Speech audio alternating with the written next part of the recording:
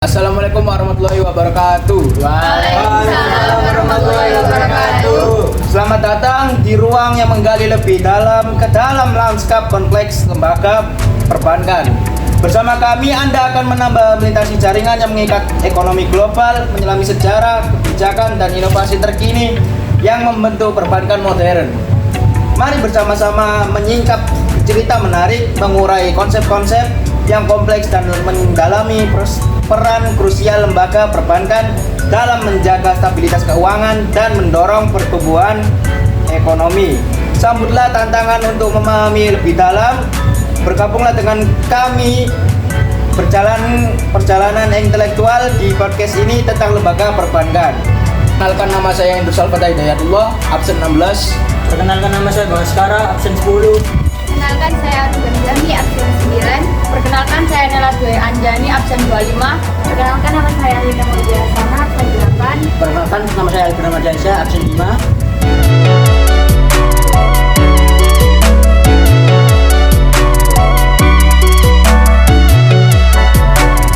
Sini akan saya mulai dengan lembaga jasa keuangan adalah lembaga yang melaksanakan kegiatan di sektor perbankan, pasar modal, perasuransian, pembiayaan, dan lembaga jasa keuangan lainnya. Jadi dari pengertian tersebut, lembaga dibedakan menjadi dua. Satu, lembaga jasa keuangan perbankan. Dua, lembaga keuangan bukan bank atau LKBB. Nah, kali ini kita akan membahas materi yang pertama, yaitu lembaga jasa keuangan perbankan. Lembaga jasa keuangan adalah lembaga yang melaksanakan kegiatan di sektor perbankan, pasar modal, perasuransian, pembiayaan, dan lembaga jasa keuangan lainnya. Jadi dari pengertian tersebut, lembaga dibedakan menjadi dua. Satu, lembaga jasa keuangan perbankan. Dua, lembaga keuangan bukan bank atau LKBB. Nah, kali ini kita akan membahas materi yang pertama, yaitu lembaga jasa keuangan perbankan. Perbedaan perbankan dan bank akan dilanjutkan oleh Mbak Arum. Nah, jika didefinisikan, bank adalah bentuk badan usahanya, sedangkan perbankan adalah aktivitas dalam pengertian yang luas secara operasional bisnis yang dilakukan oleh bank. Fungsi perbankan akan dilanjutkan oleh Mas Bagas. Fungsi perbankan adalah sebagai penghimpunan dan penyalar dana kepada masyarakat, penyediaan layanan jasa perbankan. Tujuan dari perbankan akan dilanjutkan oleh Mas Arya. Jadi tujuan perbankan itu tujuannya melaksanakan pembangunan nasional dalam rangka meningkatkan pemerataan, pertumbuhan ekonomi, dan stabilitas nasional ke arah peningkatan kesejahteraan rakyat banyak. Itu tujuan perbankan. Prinsip dari perbankan akan dilanjutkan oleh Mbak Arlin. Prinsip perbankan itu ada 4. Yang pertama, prinsip kehati-hatian. Yang kedua, prinsip kepercayaan. Yang ketiga, prinsip kerahasiaan. Yang keempat, prinsip mengenai nasabah. Nah, dari itu, apa aja sih jenis-jenisnya? Nah, jenis-jenis bank berdasarkan fungsinya. Yang pertama itu Bank Sentral, ada Bank Indonesia. Dan yang kedua, Bank Umum, itu ada Bank BRI, BNI, dan Bpom. Dan yang ketiga ada Bank Berkelanjutan Rakyat, itu ada BBRAM, BBR Indra, dan BBR Andalan. Nah, untuk berdasarkan kepemilikannya, yang pertama bank milik pemerintah ada Bank BRI, Bank BNI, dan Bank BTN. Yang kedua, bank umum milik swasta nasional, ada Bank Niaga dan Bank Mega. Dan yang ketiga, bank umum milik swasta asing, ada HSBC. Dan yang keempat ada bank umum milik bank nasional, itu ada Bank Bukopin. Nah, berdasarkan kegiatan operasionalnya, yang pertama bank umum itu ada Bank BRI, Bank BNI, dan Bank BTN. Dan yang kedua, yang terakhir, Bank Syariah, itu ada Bank Muamalat, BRI Syariah, dan BNI Syariah.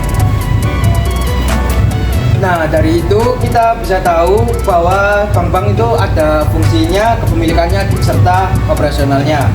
Sini kita akan lanjut. Pengertian bank umum dan fungsinya akan dilanjutkan oleh Mbak Nela. Bank umum adalah bank yang melaksanakan kegiatan usaha secara konvensional dan atau berdasarkan prinsip syariah, yang dalam kegiatannya memberikan jasa dalam lalu lintas pembayaran,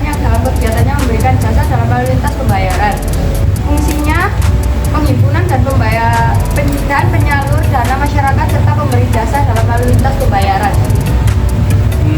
Ternyata itu ya dari pengertian bank umum dan fungsinya. Sekarang kita lanjut dari pengertian Bank Perkreditan Rakyat atau BPR yang akan dilanjutkan oleh Mbak Arlin. Bank Perkreditan Rakyat itu pengertiannya adalah bank yang menerima simpanan dalam bentuk deposito berjangka, tabungan, atau yang lain yang dipersamakan dengan itu dengan cara memberikan kredit kepada masyarakat.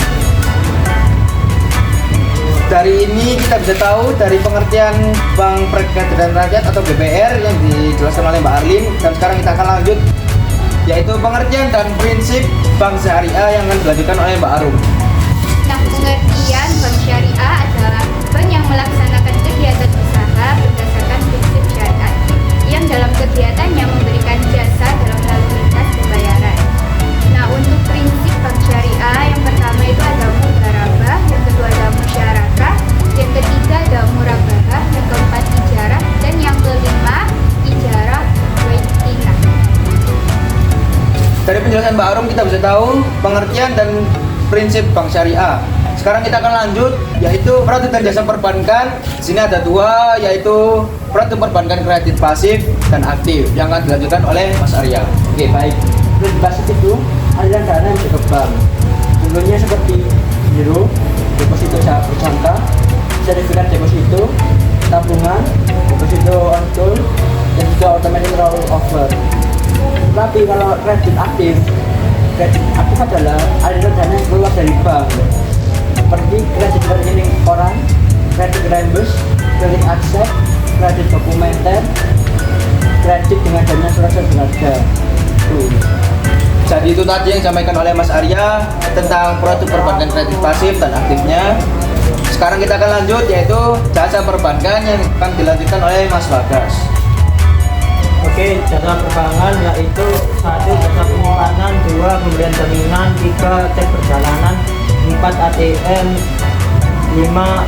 E-banking. Jadi itu tadi yang disampaikan oleh Mas Bagas tentang jasa perbankan. Sekarang kita akan lanjut yaitu apa aja sih perbedaan kartu kredit dan kartu debit yang akan dilakukan oleh Mbak Nela. Oke, kartu debit adalah jenis kartu yang tidak memiliki sistem limit.